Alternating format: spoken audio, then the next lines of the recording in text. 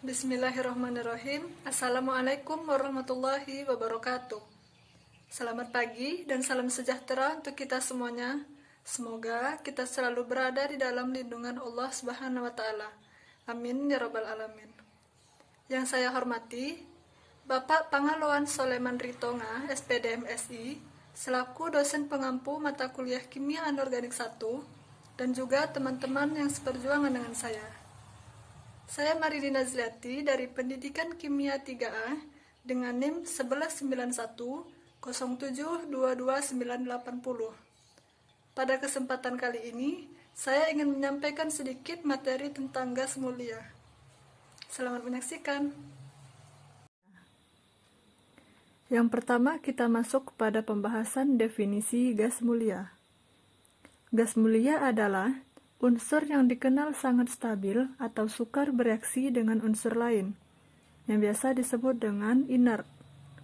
Di dalam sistem periodik unsur, gas mulia ini terletak pada golongan 8A, yang terdiri dari unsur helium, neon, argon, kripton, xenon, dan radon. Unsur-unsur ini sukar bereaksi dikarenakan ia telah mencapai kestabilan oleh faktor konfigurasinya. Karena ia telah mencapai kestabilan tersebutlah, maka unsur gas mulia ini sukar untuk melepaskan elektron ataupun menerima elektron dari unsur lain. Selanjutnya yaitu sifat unsur gas mulia dari data fisis. Dapat kita lihat pada tabel berikut, yaitu nomor atom helium ada 2, neon 10, argon 18, kripton 36, xenon 54, dan radon 86. Untuk elektron valensi, helium itu 2, neon, argon, kripton, xenon, dan radon itu 8. Untuk titik leleh dan titik didih, semakin besar nomor atomnya, maka titik leleh dan titik didihnya juga mengalami peningkatan. Dapat kita lihat, untuk unsur helium itu minus 272,2, terus naik hingga radon ada minus 71. Begitu pula dengan titik didihnya, mulai dari helium ada minus 268,9, naik terus hingga menjadi minus 62 pada unsur radon. Selanjutnya ada jari-jari atom. Untuk helium itu 0,32, neon 0,69, argon 0,97, kripton 1,1, xenon 1,3, dan radon 1,45. Dapat kita simpulkan bahwa semakin besar nomor atomnya, maka semakin besar pula jari-jari atom yang ia miliki. Namun untuk energi ionisasi, semakin besar nomor atom unsur, maka energi ionisasinya pun akan semakin menurun. Untuk itu dapat kita lihat pada tabel, helium memiliki energi ionisasi 2372,3, terus menurun hingga radon menjadi 1037. Dan afinitas elektron juga mengalami peningkatan, kecuali pada unsur helium ada minus 48, lalu neon minus 127, naik ke argon hingga menjadi min 96, sampai xenon minus 77. Dan untuk kerapatannya itu semakin meningkat, mulai dari helium 0,174 hingga radon 4,4. Selanjutnya itu ada sumber dan kelimpahan unsur gas mulia di alam. Untuk unsur helium, neon, argon, kripton, dan xenon itu biasanya bersumber di udara dan air laut. Sementara untuk radon itu bersumber hanya di udara. Dapat kita lihat kelimpahan dari unsur-unsur gas mulia pada tabel berikut. Helium itu ada 5,24 kali 10 pangkat min 4 volume. Neon itu ada 1,82 kali 10 pangkat min 3 volume. Dan argon 9,34 kali 10 pangkat min 1 volume. Krypton 1,14 kali 10 pangkat min 4 volume. Xenon 8 kali 10 pangkat min 4 volume. Dan radon 6 kali 10 pangkat min 18 volume.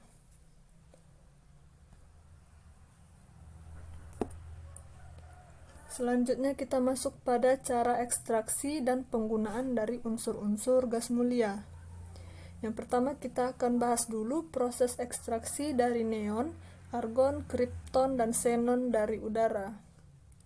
Nah, proses yang kita gunakan untuk ekstraksi ini dinamakan teknologi pemisahan udara. Pada tahap awal, karbon dioksida dan uap air kita pisahkan terlebih dahulu. Karena pada proses pengembunan, karbon dioksida dan uap air dapat membentuk padatan yang menyebabkan penyumbatan pada pipa. Kemudian, udara tersebut kita embunkan dengan diberikan tekanan minus 200 atmosfer, lalu diikuti dengan pendinginan yang cepat. Sebagian besar udara akan membentuk fasa cair dengan kandungan sekitar 60% gas mulia yang terdiri dari unsur argon, krypton, dan xenon. Sisanya 30% oksigen dan 10% natrium. Sisa udara yang mengandung helium dan neon tidak mengembun karena titik didih kedua gas tersebut sangat rendah. Untuk proses selanjutnya, unsur argon, krypton, dan xenon dapat dipisahkan dengan proses berikut ini. Yang awalnya ada proses adsorpsi. Pertama-tama dengan menggunakan reaksi kimia, O2 dan N2 dipisahkan terlebih dahulu. O2 direaksikan bersama Cu panas dan N2 direaksikan bersama magnesium. Sisa campuran akan diabsorpsi oleh arang yang teraktivasi. Saat arang dipanaskan perlahan, untuk suhu tertentu, setiap gas akan keluar dari arang yang teraktivasi tadi. Nah, pada suhu sekitar minus 80 akan bisa diperoleh air. Lalu untuk unsur krypton dan xenon dihasilkan pada suhu yang lebih tinggi lagi. Selanjutnya ada distilasi fraksional. Pada proses ini kita menggunakan kolom distilasi fraksional yang bertekanan tinggi. Prinsip pada proses ini adalah perbedaan titik didih pada zat. Untuk nitrogen, titik didihnya paling rendah, maka nitrogen terlebih dahulu dipisahkan. Selanjutnya unsur argon dan oksigen yang dipisahkan.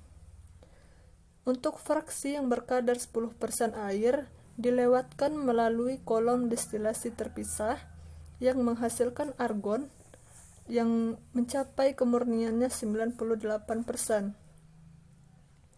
Untuk sisa gas xenon dan krypton dipisahkan saat distilasi berikutnya.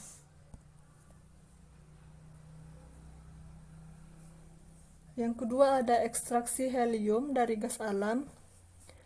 Untuk mengekstraksi unsur helium ini digunakan proses pengembunan. Prosesnya yaitu hampir sama dengan proses yang sebelumnya. Untuk tahap awal, karbon dioksida dan uap air mampu membentuk padatan yang bisa menyumbat pipa. Lalu gas tersebut diembunkan pada suhu di bawah dari suhu pengembunan hidrokarbon, namun tetap di atas suhu pengembunan helium. Nah, diperolehlah produk berupa campuran gas yang mengandung 50% helium, nitrogen, dan pengotor lainnya. Untuk selanjutnya itu helium dimurnikan dengan proses. Yang pertama ada proses kriogenik, yaitu proses yang menghasilkan dingin. Campuran gas tersebut diberikan tekanan, lalu didinginkan dengan cepat agar nitrogen mengembun dan dapat dipisahkan. Sisa campuran lewat melalui arang yang teraktivasi tadi dan akan menyerap pengotor, sehingga bisa kita peroleh helium yang murni. Untuk proses adsorpsi, campuran gas yang lewat melalui bahan penyerap yang selektif menyerap pengotor.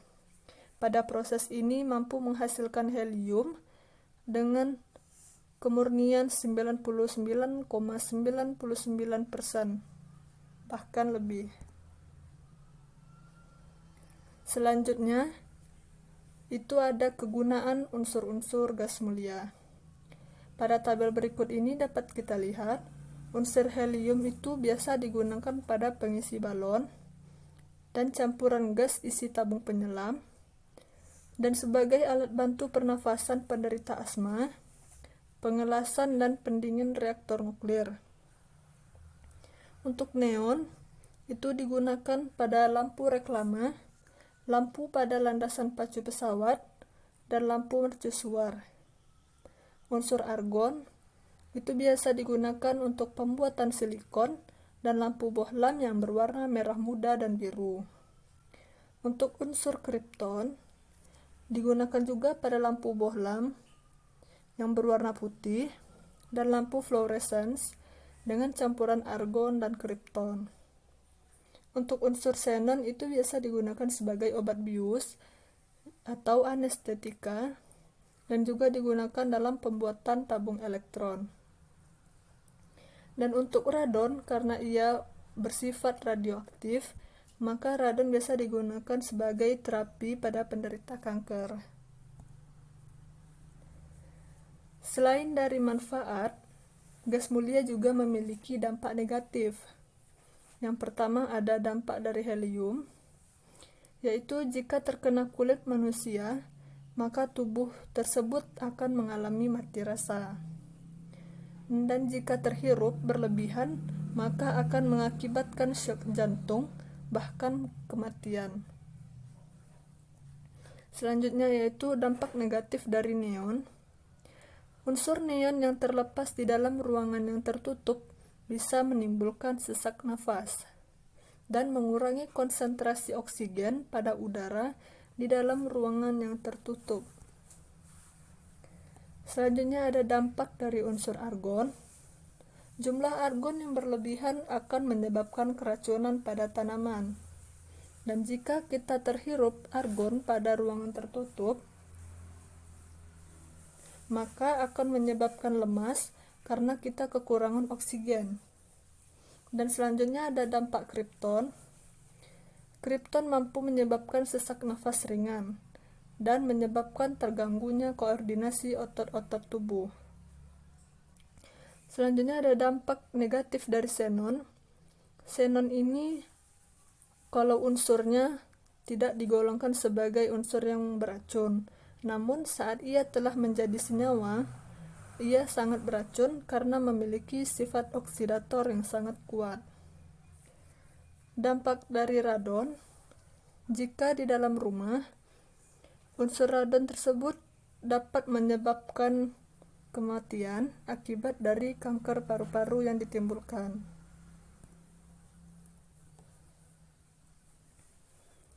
Selanjutnya ada reaksi pembentukan senyawa gas mulia.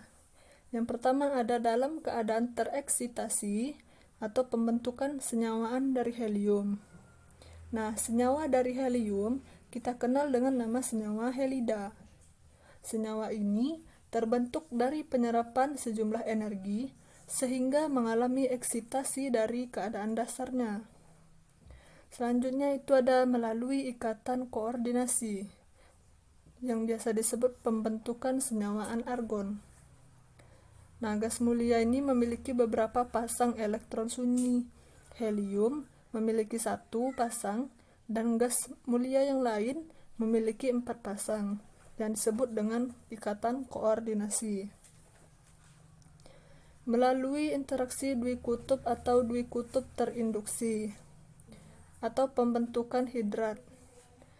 Apabila gas mulia bercampur dengan senyawa yang polar yang memiliki momen dwikutub yang besar, maka gas itu dapat mengalami polarisasi sehingga akan terbentuk dui kutub terinduksi di dalam atom gas mulia tersebut.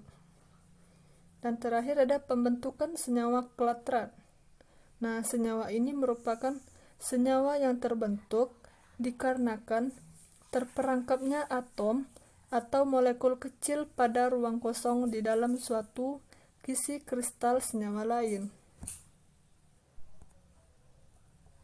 Nah, selanjutnya ada reaksi pembentukan senyawa argon. Argon direaksikan bersama senyawa hidrofluorida yang menciptakan senyawa argon hidrofluorida. Senyawa ini dihasilkan oleh fotolisis dan matriks argon padat dan stabil yang pada suhu rendah. Merupakan senyawa argon yang pertama kali disintesis pada tahun 2000. Selanjutnya itu ada reaksi pembentukan senyawa kripton. Kripton direaksikan bersama unsur fluor yang menciptakan senyawa kripton fluorida. Reaksi ini dihasilkan dengan cara mendinginkan unsur kripton dan fluorida pada suhu minus 196 derajat Celcius. Lalu diberi loncatan muatan listrik atau yang biasa kita sebut dengan sinar X. Yang ketiga ada reaksi pembentukan radon. Radon direaksikan bersama unsur fluorida yang menciptakan senyawa radon fluorida. Reaksi ini bereaksi secara spontan pada suhu kamar. Selanjutnya ada reaksi pembentukan dari unsur xenon. Senyawa XeF4 dibuat dari memanaskan unsur xenon dan fluorida pada suhu 400 derajat Celcius pada tekanan 6 atmosfer dengan menggunakan katalis nikel. Tetapi ini dikotori oleh senyawa XeF2 yang lebih banyak. Nah, pada reaksi pembentukan ini sebaiknya bila perbandingan itu lebih besar, maka senyawa XeF4 yang banyak. Selanjutnya ada sifat unsur-unsur gas mulia. Yang pertama ada sifat dari unsur helium. Helium itu memiliki titik lebur yang paling rendah di antara unsur lain dan banyak digunakan dalam riset yang bersuhu rendah karena titik leburnya dekat dengan 0 derajat Kelvin. Helium ini memiliki sifat-sifat unik yang lain, yaitu sebagai satu-satunya benda cair yang tidak bisa diubah bentuknya menjadi benda padat jika hanya dengan menurunkan suhu dari unsur helium tersebut. Helium dapat membersihkan pengotor yang terdapat pada pendingin primer. Dan sifat neon itu adalah dalam tabung vakum yang melepaskan muatan listrik, unsur neon ini menyala yang berwarna orange kemerahan dan memiliki kemampuan refrigerator atau kemampuan pendingin 40 kali lipat dari helium cair dan 3 kali lipat dari hidrogen cair.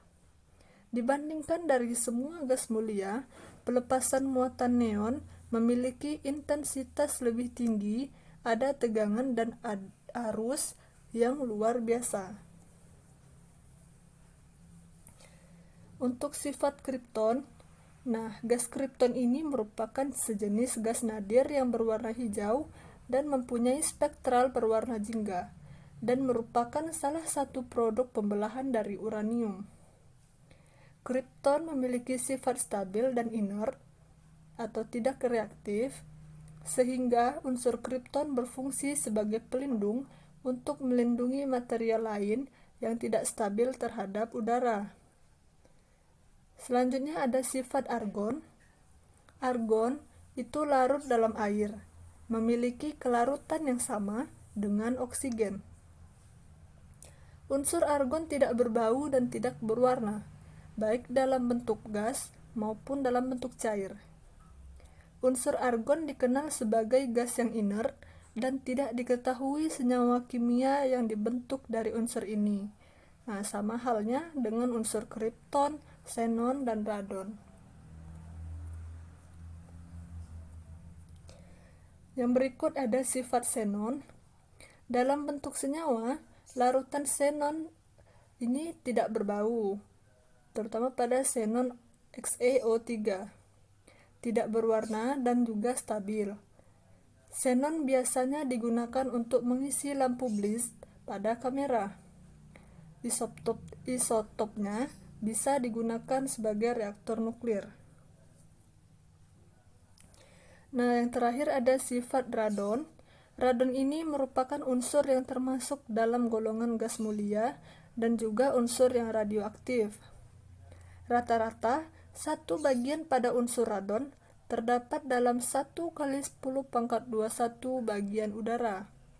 Pada suhu normal, radon tidak berwarna, tetapi ketika didinginkan hingga mencapai titik bekunya, unsur radon ini memiliki warna. Pembahasan yang terakhir ada struktur senyawa xenon. Dapat kita lihat, senyawa xenon itu memiliki nomor atom 54 dan bersimbol Xe. Xenon memiliki berat atom 131,29 dan konfigurasi elektronnya itu 5s2, 4d10, 5p6. Untuk isotop dari xenon alam terdiri dari campuran 9 isotop yang stabil dan juga tambahan 20 isotop yang tidak stabil. Beberapa senyawa xenon berwarna dan xenon logam telah diproduksi. 1 liter unsur xenon memiliki berat 5,842 gram. Dan unsur ini termasuk gas terberat. Gas xenon digunakan dalam tabung elektron, lampu bakterisida, dan lampu strobo. Untuk klasifikasi elemen xenon, ia termasuk dalam unsur gas inert, sama seperti unsur gas mulia yang lain, dan densitasnya ada 3,52 gram cc pada suhu minus 109 Celcius. Untuk titik cairnya itu ada 161,3 Kelvin, titik didihnya ada 166,1 Kelvin. Untuk tampilan dari unsur xenon ini yaitu tidak berwarna, unsur yang berat, tidak berbau. Untuk volume atom yaitu memiliki 42,9 kovalen radius pm. Dan panas spesifiknya unsur xenon ini 20 Celcius dan penguapan panasnya dalam kilojoule mol itu 12,65. Untuk radius atom xenon itu dia memiliki 1,24 Armstrong, radius kovalennya 1,31 Armstrong, dan volume atomnya itu 37,3 cm3 per mol. Dan struktur kristal dari unsur xenon ialah kubik berpusat muka, seperti yang dapat kita lihat pada gambar di sebelahnya. Sekian dulu materi atau penjelasan dari saya. Lebih dan kurangnya saya mohon maaf. Terima kasih atas perhatiannya. Saya akhiri dengan wabillahi taufik wal hidayah. Wassalamualaikum warahmatullahi wabarakatuh.